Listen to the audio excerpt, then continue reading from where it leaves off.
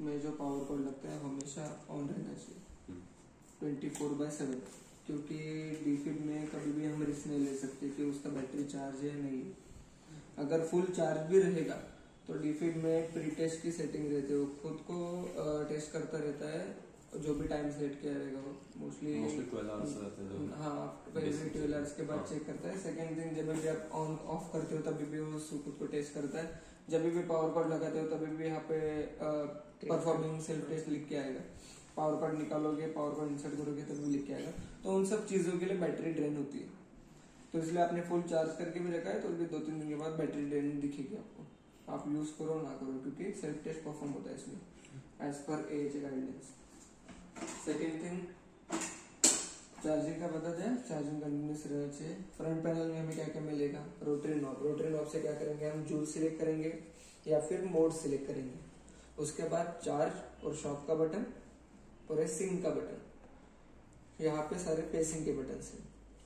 अपनी external pedal की cable remove करने के लिए यहाँ पे दिया है कैसे रिमूव करना है, बस ये नॉच लेफ्ट में रोटेट करना है तो निकल जाएगा।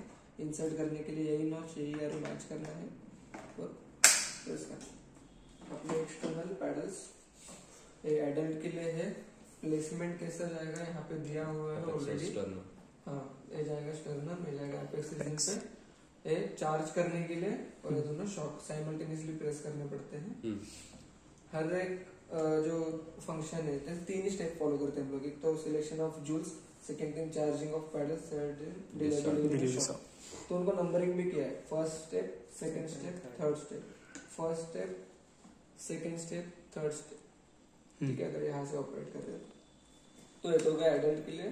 प्रेस करके स्ट्रेट रिमूव करोगे तो this is for paediatric. Placement same रहेगा। यूज करने के बाद जेली वगैरह क्लीन करके यहाँ पे रख देंगे हो। इनकेस का कार्डियक पेशेंट रहेगा, डॉक्टर बोलेंगे कि डीफिब रेडी रखिए बेड साइड पे, तभी वो एक काम कर सकते हैं, जेली वगैरह लगा के रेदर देन बेड के यहाँ पे रखने से अच्छा यहाँ पे साइड में होल्ड करके रख सकते हैं। ठीक है, तो उनको इजी पड़ेगा जब भी पेशेंट कार्डियक अरेस्ट में जाएगा, निकाल के डायरेक्ट शॉट डिलीवर कर देंगे।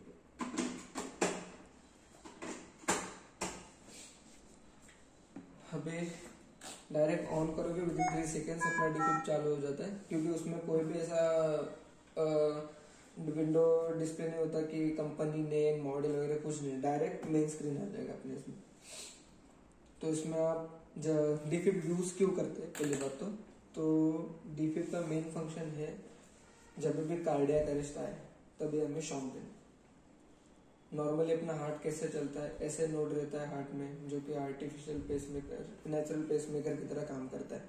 वो एक करंट देता है, उसके वजह से अपने वेंट्रिकल कॉन्ट्रैक्ट होते हैं और ब्लड पंप आउट होता है। तो ऐसी सिचुएशन होती है कार्डियक अरेस्ट में कि हार्ट वाइब्रेट होता है पूरा एकदम और बंद हो जाता है। तो वो सिचुएशन में उसको फिर से नॉर्मल लाने के लिए हमें हायर अमाउंट ऑफ शॉक देना पड़ता है, तो जो कि हम जूल्स में देते हैं। तो इसका यूनिट जूल्स रहता है हमेशा इसमें। तो डीफिब में पहले कैसे थे, 2 कैटेगरीज आते थे। पहले मोनोफेजिक आता था बहुत टाइम पहले, अभी भी मिलता है मोनोफेजिक लेकिन कोई प्रेफर नहीं करता। सेकंड बाइफेजिक आता था। उनमें डिफरेंस क्या रहता था, मोनोफेजिक में 360 हायर जूल्स रहता था, लास्ट जो जूल्स रहता था वो 360 रहता था। तो जब भी कार्डियक अरेस्ट आता था एडल्ट पेशेंट के लिए 360 पे रख के शॉक देना पड़ता था। 360 क्यों यूज होता था, क्योंकि उसका जो फ्लो ऑफ करंट था वो फ्रॉम स्टर्नम टू अपेक्स यही था, एक ही डायरेक्शन में फ्लो होता था करंट। बाइफेजिक में 2 डायरेक्शन से करंट फ्लो होता है, from sternum to apex and apex to सब। तो इसके वजह से इसको जूल्स भी कम लगते हैं और इफेक्टिव अमाउंट ऑफ डिफिब्रिलेशन भी हो जाता है उस टाइम पे। सर्वाइविंग रेट भी बढ़ता है उससे। तो इसलिए जूल्स कम कितने लगते हैं, 200 तक। तो बायोफिजिक के लिए मैक्सिमम 200 रखा जाता है। ठीक है, एडल्ट पेशेंट के लिए। तो कार्डियक अरेस्ट में क्या होगा, एक तो वेंट्रिकुलर फिब्रिलेशन होगा या फिर वेंट्रिकुलर टैकीकार्डिया आएगा विदाउट पल्स। वेंट्रिकुलर फिब्रिलेशन मतलब shivering of heart. Ventricular tachycardia मतलब heart rate is above 120 but without pulse, मतलब पल्स भी नहीं आ रहा, मतलब कोलैप्स ही हो गया पूरा। तो आइडेंटिफाई कैसे करते हैं नर्सिंग स्टाफ, पहले वो देखते हैं कि पेशेंट रिस्पॉन्ड कर रहा है कि नहीं। वो पहले देखेंगे ब्रीदिंग हो रहा है कि नहीं, चेस्ट मूवमेंट है कि नहीं, फिर वो शोल्डर पे टैप करेंगे आर यू ओके या फिर जो भी लैंग्वेज प्रिफरेबल रहेगा उससे। पेशेंट ने कुछ भी रिस्पॉन्स नहीं किया, that means patient cardiac arrest में। डिफिब लेके आएंगे, रिमूव करेंगे पैडल्स, डायरेक्ट 150 या फिर 200 पे रखेंगे एडल्ट के लिए। जेली वगैरह अप्लाई कर देंगे प्रॉपरली। प्लेसमेंट जैसे यहाँ पे दिया है वैसे प्लेसमेंट कर देंगे वो। अगर पेशेंट को ऑक्सीजन सप्लाई चालू रहेगा तो वो निकाल देंगे, नेजल प्रॉम वगैरह देना ऑक्सीजन तो वो निकाल देंगे। यहाँ से चार्ज करेंगे डिफिब, विद इन 4 सेकेंड्स अपना 200 चार्ज होता है। चार्ज करने के बाद साइमल्टेनियसली शॉक बटन प्रेस कर देंगे। प्रेस करने से पहले उनको एक गाइडलाइन फॉलो करनी पड़ती है, I clear, you clear, everyone clear, ऐसा उनको चिल्लाना पड़ता है ताकि जो भी बाजू में कोई प्रोसीजर वगैरह करता हो वो दूर चले। इन केस उन्होंने 200 पे सेट किया, चार्ज किया पैडल को और डॉक्टर बोले कि 200 देने की जरूरत नहीं, 150 दे दो, तो डायरेक्टली 150 पे आ सकते हैं। उनको शॉक दे के फिर से 150 पे आने की जरूरत नहीं, वो डायरेक्टली शिफ्ट कर सकते, कम या फिर ज्यादा कर सकते। अगर डॉक्टर सेड कि नॉर्मल हो रहा है पेशेंट, जरूरत नहीं है शॉक डिलीवर करने की, तो they can go to disarm. तो डिसार्म में जाके जो भी हमने चार्ज किया है वो नल एंड वॉइड हो जाएगा। जब भी जेली प्रॉपर अप्लाई रहेगा, पेशेंट चेस्ट पे प्रॉपर कांटेक्ट रहेगा, तो भी हमें यहाँ पे ग्रीन इंडिकेशन मिल जाएगा। दैट मींस कि पैडल कांटेक्ट प्रॉपर, इम्पीडेंस कम। और रखने से पहले बस जेली क्लीन करने देते। सो ये तो हो गया मैनुअल डिफिब्रिलेशन। कार्डियक अरेस्ट आ गया, हमने 3 चीजें फॉलो कर ली, जो सेट कर दिए, चार्ज कर दिए, शॉक दे दिए। उसके बाद होता है एडी। एडी मोड क्यों दिया जाता है? अगर किसी स्टाफ को या फिर कोई भी जो कार्डियक अरेस्ट में शॉक देने जा रहा है उसको पता नहीं है कि कितना शॉक देना है, या फिर उसको ये भी आइडिया नहीं है कि एक्चुअल में कार्डियक अरेस्ट है कि नहीं पेशेंट को, तो वो टाइम पे वो एडी मोड यूज कर सकते हैं। अगर पता रहेगा फिर भी एडी मोड यूज किया तो भी नो प्रॉब्लम, दैट फंक्शन एक ही करेगा शॉक देने का। बस एडी में कमांड पूरा डिफिब का ही रहेगा। Adult mode. Use disposable pads. As voice prom, disposable pads are Use mandatory. disposable pads. First thing is हम एक केबल निकाल देते हैं एक्सटर्नल पैडल की। यहाँ पे डिस्पोजेबल पैड्स का अलग केबल आता है रियूजेबल वाला, उसके आगे डिस्पोजेबल पैड्स लेंगे। तो हमें यहाँ पे विजुअल्स मिलेंगे क्या क्या फॉलो करना है चीज, यहाँ पे लिख के भी आता है, वॉइस प्रॉम्प्ट भी आता है, तो वैसे बस फॉलो करना है। तो डिस्पोजेबल पैड्स उस पोजीशन पे लगा देंगे स्टर्नम और अपेक्स पे। फिर वो पैड्स काम करेंगे रिकॉग्नाइज करने का कि कार्डियक अरेस्ट है कि नहीं है। तो रिकॉग्नाइज करेंगे, अगर कार्डियक अरेस्ट रहेगा तो वो बोलेगा कि प्रेस एडी बटन। यहाँ पे एडी बटन मतलब चार्ज बटन। तो प्रेस करने के बाद पैड्स चार्ज हो जाएंगे। तो एडल्ट के लिए फर्स्ट साइकिल में 150 जूल्स का, जब 150 जूल्स से चार्ज हो गया, देन वो बोलेगा कि प्रेस शॉक बटन। तो यहाँ से शॉक प्रेस करोगे तो शॉक डिलीवर होगा पेशेंट को। तो हो गया फर्स्ट साइकिल के। बाद में 2 मिनट बाद में बोलेगा कंटिन्यू विद द सीपीआर। तो फिर से नर्सिंग स्टाफ सीपीआर देना शुरू करेगा 2 मिनट के लिए। बाद में 2 मिनट जैसे हो जाएगी, यहाँ पे काउंटिंग चालू रहता है, 2 मिनट जैसे हो जाएगी फिर डिफिब बोलेगा stop CPR analysing heart rhythm. तो नर्सिंग स्टाफ हाथ निकाल देंगे, जब तक वो हाथ निकाल रहे नहीं है तब तक वो एनालाइज नहीं करेगा फॉर सेफ्टी रीजन। ठीक है, जब नर्सिंग स्टाफ हाथ वगैरह निकाल लेंगे तो उसको समझेगा कि सीपीआर स्टॉप हुआ है। तो बाद में वो एनालाइज करेगा कार्डियक अरेस्ट है कि नहीं है या पेशेंट नॉर्मल हुआ है। अगर तभी भी कार्डियक अरेस्ट में ही पेशेंट रहेगा तो 200 जूल्स के लिए चार्ज होगा। 200 यहाँ पे लेके आएगा, आपको बोलेगा प्रेस एडी, प्रेस करोगे 200 चार्ज हो गया, देन प्रेस शॉक बटन, आप प्रेस करोगे तो शॉक डिलीवर होगा। तो बस एडल्ट में फर्स्ट शॉक 150 रहता है, बाकी सब 200 जाते हैं। इनकेस फर्स्ट शॉक के बाद पेशेंट का हार्ट रिदम नॉर्मल आता है, पेशेंट कॉन्शियस हो जाता है, तो 2 मिनट्स के बाद जब वो एनालाइज करेगा तो उसको समझ जाएगा कि पेशेंट नॉर्मल हो रहा है। तो वो बोलेगा कि कंटिन्यू विद द सीपीआर, मतलब शॉक देने की जरूरत नहीं है। तो एडी में एक चीज श्योर हो जाती है कि ऐसा कभी भी नहीं होगा कि पेशेंट को कार्डियक अरेस्ट नहीं था और फिर भी हमने शॉक दे दिया। तो जब भी कार्डियक अरेस्ट रहेगा तभी शॉक देगा, बिकॉज डिफिब की रिस्पॉन्सिबिलिटी है रिकॉग्नाइज करने की। और अगर पेशेंट बच्चू है तो क्या करेंगे?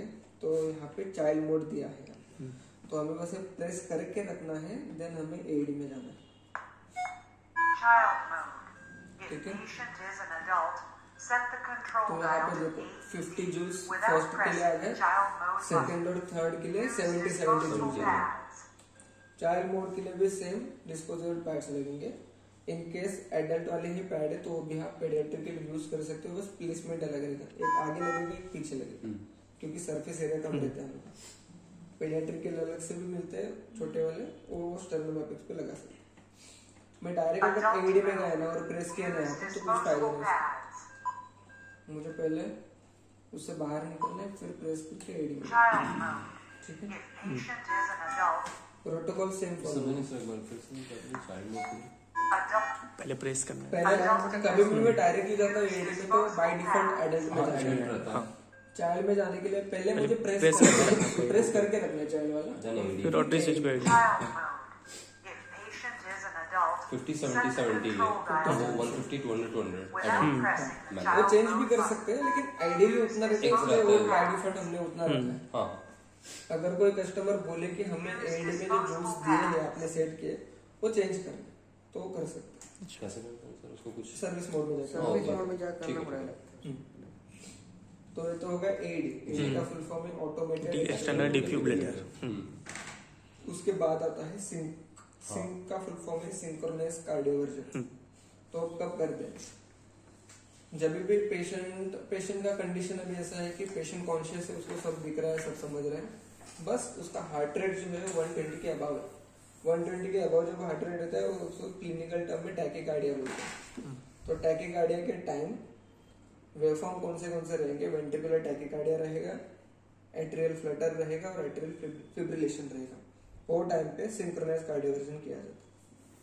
उसमें एडल्ट के लिए 50 से स्टार्ट करेंगे या फिर 70 से स्टार्ट करेंगे according to height and weight of patient. Doctor recommend करेंगे कम से स्टार्ट करते हैं तो 50 से स्टार्ट किया, जूस दिया, नॉर्मल आ रहा है कि नहीं हार्ट रेट देखेंगे, फिर 70 पे जाएंगे। अगर नहीं आ रहा नॉर्मल तो प्रोसीजर कैसे फॉलो करेंगे? पहले तो डिफिब ऑन करना है, उसके बाद सिंक बटन प्रेस करना है। That is mandatory to press sync button.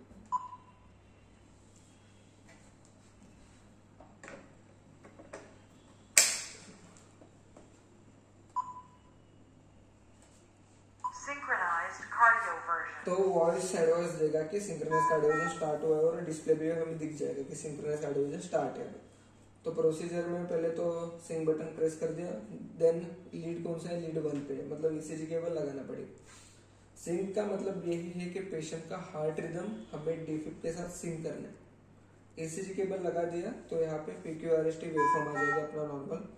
Her QRS complex पे एक डॉटेड लाइन आता है, वो इंडिकेट करता है कि अपना डिफिब क्यूआरएस कॉम्प्लेक्स के साथ सिंक है। भी क्यूआरएस का इंडिकेट करता है हार्ट में 4 चेंबर रहते हैं अपने, तो नीचे वाले जो चेंबर रहते हैं वेंट्रिकल, वो जब भी प्रेस होता है तभी क्यूआरएस वेव बनता है। उसे वेंट्रिकुलर डिपोलराइजेशन बोलते हैं, या फिर वेंट्रिकल्स कॉन्ट्रैक्ट हो रहे हैं समझो। वेंट्रिकल कॉन्ट्रैक्ट हो गए तो क्यूआरएस वेव आ गया, तो उसी टाइम पे हमें शॉक डिलीवर करना है, इसलिए हम सिंक करते हैं डिफिब को ईसीजी से पेशेंट के हार्ट रिदम से। अगर समझो मैंने सिंक नहीं किया और शॉक दे दिया तो जब मेरा हार्ट रिलैक्स है वो टाइम पे अगर शॉक डिलीवर हुआ तो पेशेंट जो कार्डियोवर्जन में है वो कार्डियक अरेस्ट में जा सकता है। मतलब कंडीशन जो ठीक हो सकती थी वो पूरा एडवर्स हो जाएगी। तो इसीलिए सिंक बटन प्रेस करके फिर हमें प्रोसीजर स्टार्ट करना है। तो यहाँ पे डॉटेड लाइन वगैरह आ जाएगी, दिखाई देता है। अगर समझो इमरजेंसी में उनके पास ईसीजी केबल नहीं है so they can do cardioversion by using this paddles. बस उन्हें लीड सिलेक्शन पैडल पे रखना पड़ेगा।